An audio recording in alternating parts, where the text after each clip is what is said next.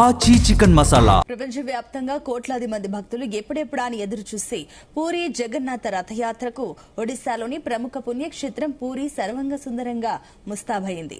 ఈ మహోత్సవంలో భాగంగా లోక నాయకుడైన జగన్నాథుడు తన సోదర సోదరీమణులతో కలిసి గుండీచా ఆలయానికి బయలుదేరనున్నారు.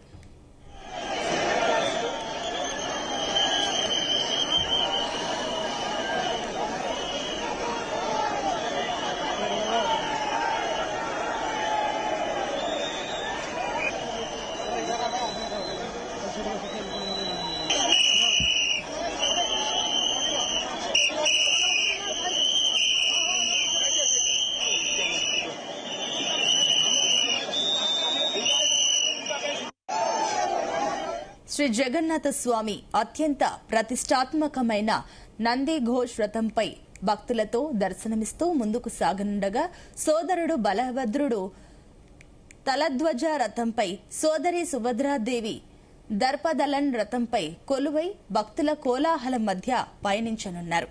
ఈ అద్భుత ఆధ్యాత్మిక దృశ్యాన్ని వీక్షించేందుకు రథాలను లాగి స్వామివారి కృపకు పాత్రులు కావడానికి దేశ విదేశాల నుంచి భక్తులు పూరికి పోటెత్తారు.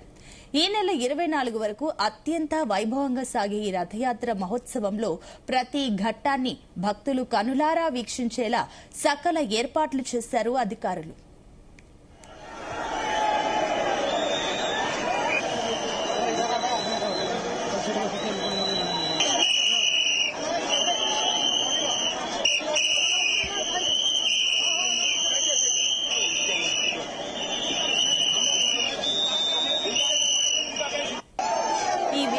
వీక్షించేందుకు సుమారు 15 లక్షల మందికి పైగా భక్తులు వస్తారని అధికారులు అంచనా వేశారు.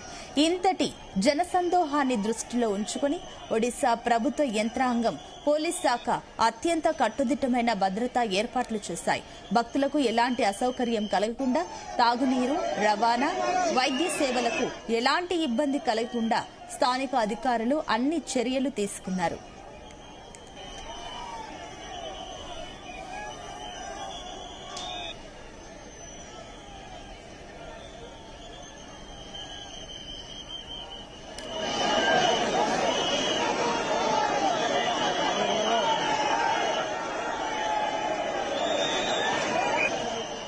నగర వ్యాప్తంగా సీసీటీవీ కెమెరాలు, డ్రోన్ల నిఘాతో పాటుగా వేలాది మంది పోలీస్ సిబ్బందిని మోహరించి శాంతి భద్రతలను నిరంతరం పర్యవేక్షిస్తున్నారు.